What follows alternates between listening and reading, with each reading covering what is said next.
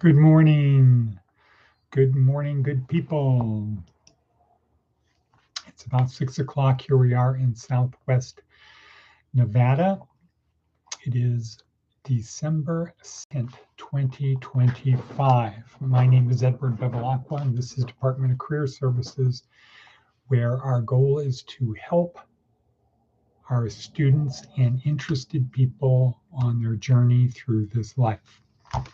And I would say this is a super important thing for each of us. And we're kind of unique, and that's all we focus on.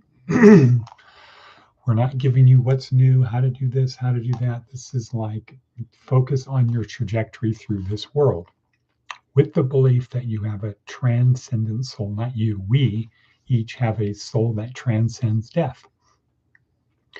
And we want to be as prepared as possible. We don't want to take the chance that, oh, all I need to do is say this prayer. All I need to do is believe that Jesus was the Son of Man, Son of God, and he died for our sins. So now I get to go to everlasting life. That doesn't make sense. And if your theology rests upon a couple Bible verses, I think they should rest upon the ones where Jesus is saying the people who help feed, give drink, clothe, house, help the sick, people in prison, the people who actually do the commandments, who actually love one another as Jesus loved us, who actually love God with all their heart, mind, and soul, who actually make disciples of people, those are the ones whose trajectory is going this way. Not the people who live how they want to live, but then say, well, I believe Jesus is my personal Savior, Messiah, and Lord, and because I believe that, I'm going to heaven. If you want to believe that, good for you. Okay, this is not about that. This is talking more about, here's the commandments. If you love me, you will keep my commandments. I and the Father are one. If you want to be one with the Father and I, keep my commandments. Good morning. Good morning. Good morning. Good morning. Gerardo Rangel. What's up? How you doing? Where are you located today? Where are you today? So we should be concerned about our everlasting soul more than other things. That's why we're here. That's why you should be here, except Monday through Friday, our focus is on getting through the day, getting through life. So it's the physical, mental, and emotional parts. 3 legs of the table. The 4th leg is the spiritual leg, but like any table, you need to have 4 solid legs, and then you can pile all kinds of stuff on that table. But if you have one leg that's weak or one leg that's not securely attached, too much weight there, bonk, collapse, everything slides off, you're back to 0. So the 4 legs of the table, for those who don't know, don't remember, leg 1, physical, fitness and health. You have to take care of your body. You have to have fitness and health. You have to have a body that can move your brain around and do things, prestidigitation, right? Mental, always be learning. A, always be, B, C, learning. Always be learning. And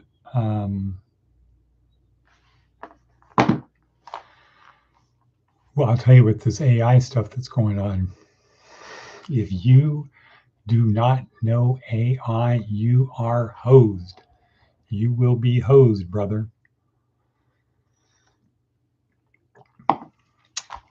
The gap is going like this. People who know AI versus who don't. I'm from Las Vegas, out of prison. The state pen workbook helped me while I was there. Thank you. Thank you for the bunk boom. Shout out for the book. an actual person, not the first, who's talked about the book. So this is day 2 in week 1. Day 2, week 1. Or if you're from Pahrump, you'll say week 1, day 2. Got to get those weeks first. So day 2, week 1, IQ, the importance of IQ. So let's talk about that for a second. But first, we're going to talk about advice from an 80-year-old. Advice from an 80-year-old. Have a firm handshake. Nope. That was yesterday. Bunk. Look people in the eye. Look people in the eye. Like this? No, not like that. Like this? Mad dogging people? No, not like that. I would say to have a smile on your face. Be pleasant. Be pleasant. The second choice would be to be like, get Shorty. Shorty, what was his last name? To be like John Travolta in Get Shorty. You're just looking at people, not projecting anything, receiving. And by receiving, you are projecting something. Very important. Okay. So that's advice from an 80-year-old. How about Seth Godin? What does Seth have to say? Mediocre means average. Mediocre means average. So the story of Pahrump political people is mediocre people with no vision. That's what they are. They're mediocre people with no vision. And when you bring mediocre people with no vision, limp wrist, let's say, versus intelligent people with vision, like the people who built Las Vegas, intelligent people with vision versus mediocre people with no vision, here's what happens. Bunk.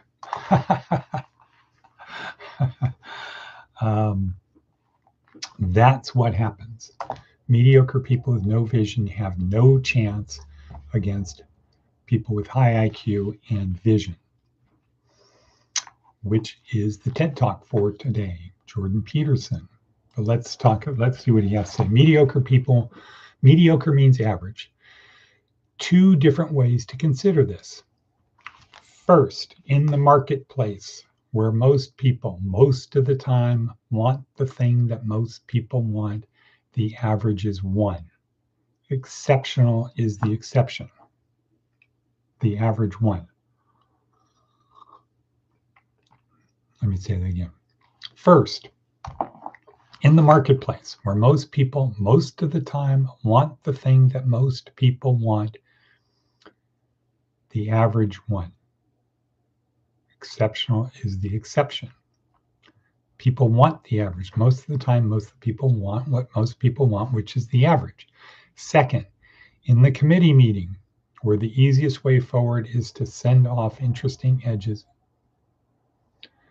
Second, in the committee meeting, where the easiest way forward is to sand off interesting edges, eliminate unknowns, and challenge as little as possible. When you put these together, you see the relentless slide toward banality. For people who care enough to develop skill and bring bravery to the work, this is a huge opportunity. Not an easy or an obvious one, but perhaps one worth chasing. Right. Skill, bravery. I'll add another word, discipline. Discipline to that. The fact that people are here is the ability to create disciplines. Discipline. When you show up every day, it's discipline. When you do it once, it's novelty. The reason to do it all of the time is to develop discipline, to build better habits. So most of our life is spent in unconscious mode. What we want to do is build the best habits possible.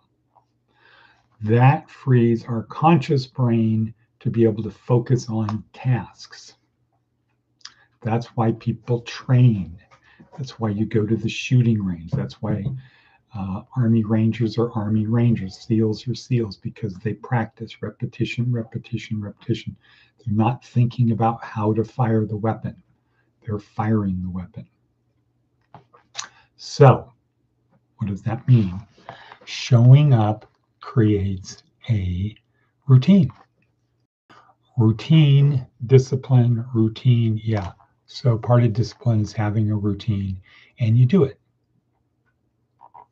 You just do it all the time.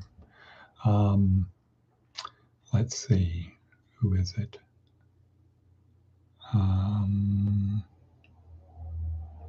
Yeah, Goggins, Dave Goggins talks a lot about you don't think about it in the morning. You just get out of bed and you put on your sneakers and you go for a run. You just do it. Huge part of life. When you start asking yourself, do you want to do it? You can easily, we easily talk ourselves out of it, or into whatever we want to do. The thing is habit, habit, habit, habit. Get comfortable being uncomfortable. When you get in the car, move the seat a little bit forward so it's a little bit uncomfortable. Where everybody else is going for comfort, go for, well, don't go for uncomfort, but get comfortable being uncomfortable. When everybody else is trying to make it easy on themselves, be the exception. Don't be average. Don't be the one. Stand out. We are herd animals. We are social people. We are always looking for somebody to lead us to someplace better. Be that person. Take a little extra time and focus on your appearance, what you wear. Don't dress for comfort, dress for effect. Shoes are very important. Pants, don't wear little boy pants. Don't wear your hat down like this with your ears tucked in. Knee socks, long shorts. Don't act like a teenager when you're in your 30s or older, perhaps. Project leadership, project somebody who should be taken seriously. If you do that, people will take you seriously. If you act like a bum, people will treat you the way you act. Why? Because that's how they see you seeing yourself. So, all right. Where we at? Okay, day 2. All right, so summary of where we're going. So this is week 1 in our 4-week, 28-day neuroscience approach to success. Week 1 is our intro and orientation. What are we doing? Why are we here? Week 2 is the neuroscience part. Week 3 is the how do I get people to help me because I can't do it alone. And week 4 is what we call leadership, but it's actually power. So the intro and overview. We're trying to answer 2 questions in this 28 days. Question number 1, who am I? From a neuroscience perspective, not from a who am I? Not from a religious, not from a psychology, not from a sociology, but from a religious perspective. Who am I? I'm 100 trillion cells, 10 times that number of bacteria. I've got 86 billion neurons in my brain with 10,000 connections each. None of them know who I am. None of them care who I am. Yet somehow I'm able to make things happen. Who am I? And the idea is if we understand who we are, we can best dial in who we need to be. So who am I? Why do I behave the way I do? And a neuroscience approach compared to a psychology approach, like if it was learning to drive a car, the psychology approach to learning to drive a car is to get you the best car driving instructor to teach you how to drive the car. And the idea being, if you have the best instructor to teach you how to drive the car, you will become the best driver you can be, right? Because you have the best driving instructor. A neuroscience approach starts with, how does a car work? How do the brakes work? How does the engine work? The transmission? All of this stuff. How does it work? And then once you know how it works, then you learn to drive the car.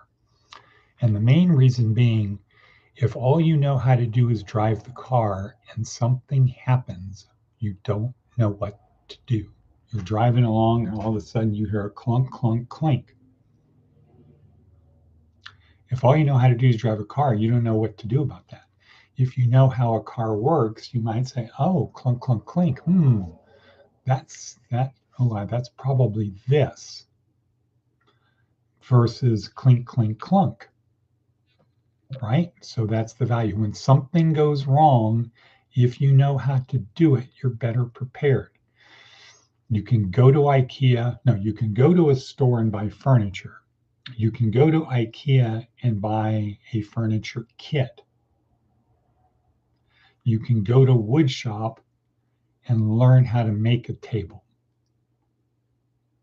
Right? The easy way is to go to the store and buy it. It would be better.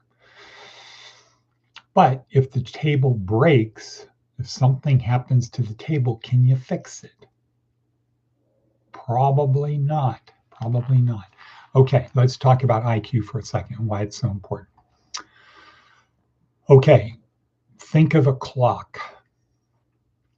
And just think of people that have a higher IQ have a faster clock in their head. Think of it that way. It's not quite the right example, but just think of it that way. Because in the practical world, here's how it works. People with a high IQ solve problems faster. Boom. Mic drop.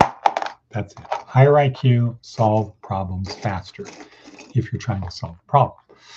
Some people with a high IQ are like, oh, look at the butterfly.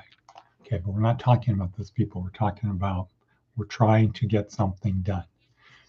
People with a high IQ solve problems faster than people with a lower IQ. And it's the point where some people, your IQ isn't high enough to solve the problem. That's why if you want to be a brain surgeon, you have to have an IQ of like over 145. Can't do it less than that. If you want to be a lawyer, Jordan Peterson in the TED Talk today says 115. Why? Can't pass law school, can't graduate. You can have a lot of knowledge, you can be almost there, but you can't be a lawyer without an IQ of 115. Yeah, there are exceptions. People with and the better lawyers are the ones that have a higher IQ. You get a lawyer with an IQ of 145 versus one with an IQ of 115, crushes them all of the time. Why? Because they figure it out faster. So by the time, so they start out the race equally, right? The one with the higher IQ keeps pulling away. So ultimately, by the time the lower IQ person figures it out, the other guy's 3 steps ahead. High IQ is important. Well, what do you do if you don't have a high IQ? What if you're like the rest of us? You have a slightly better IQ, or you're average. Now you have to shift your whole being. So most of your daily life is in unconscious mode. So when you need to focus on solving a problem, you've got 110 bits per second in your brain to concentrate on the problem because you don't need to think about anything else. You put as much of that brain power that you have into solving the problem. Therefore, you need to have, again, Navy SEAL, Army Rangers. You know, while you're firing your weapon accurately, you're thinking of what do I need to do next? We go to the level of, we perform to the level of our training, discipline, repetition, over and over and over again. Do it till you don't have to think about it. That's why Tiger Woods would hit 1,000 golf balls a day. That's why when he was at the top of his game, he never missed a putt from within 5 feet, ever. Why? Because he practiced so much he couldn't miss. Okay, time is up. Glad you were here. Hope to see you back again. Discipline, or just watch during the day. Drop me a line. Let's put a comment in here, send a text message, go to the thing, and go to the website, click on the bell, do all that, and then, as we say, typically we say Shiva San Shalom.